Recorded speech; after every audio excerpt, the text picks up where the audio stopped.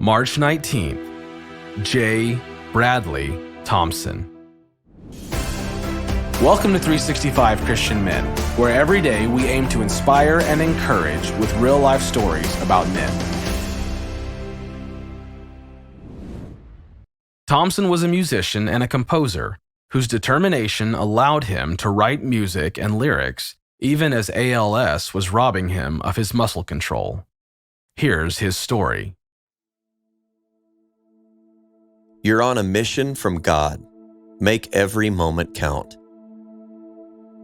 With life support machines doing their jobs, J. Thompson sat motionless in a wheelchair, and about 25 children mulled about the church sanctuary.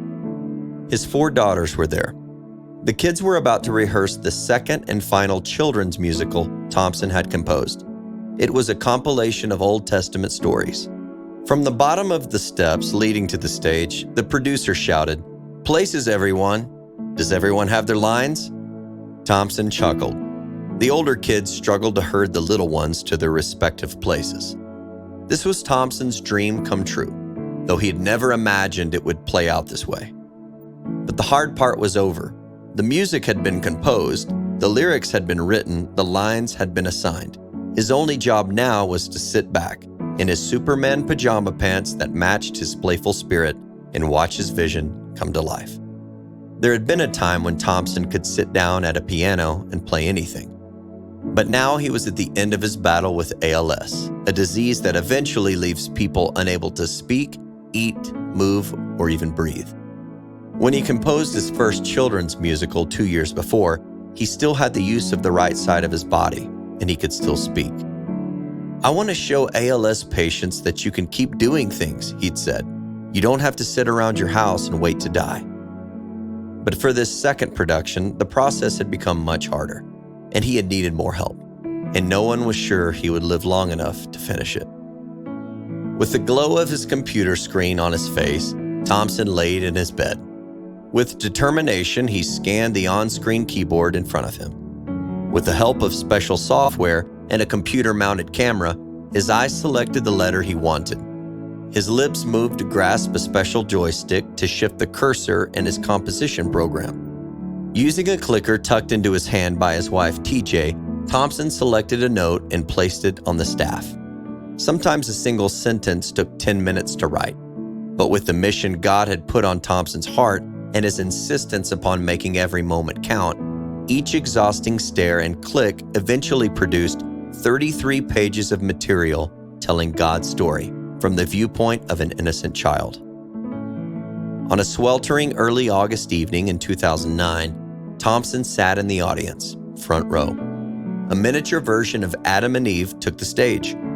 From out of sight, the disembodied voice of God boomed. "What do you think of life, Adam?" God asked. "Well, it's quite hard and a little boring," Adam answered, "and well, a little lonely too." "Don't worry," God replied. "I've been working on a solution to all of these problems. I'm going to create a woman. She'll wash and cook for you whenever you want. In fact, she'll do everything you can imagine." "That sounds great, but how much will this woman cost me?" Adam inquired.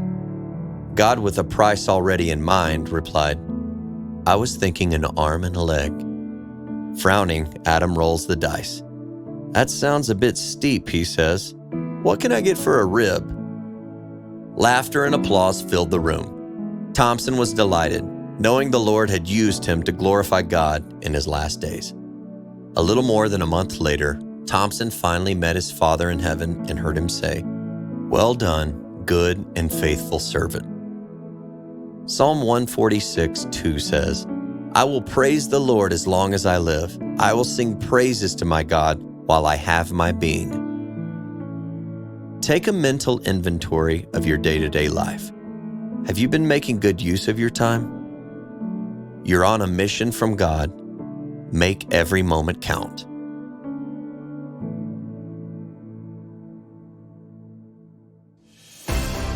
Thank you for listening to today's story.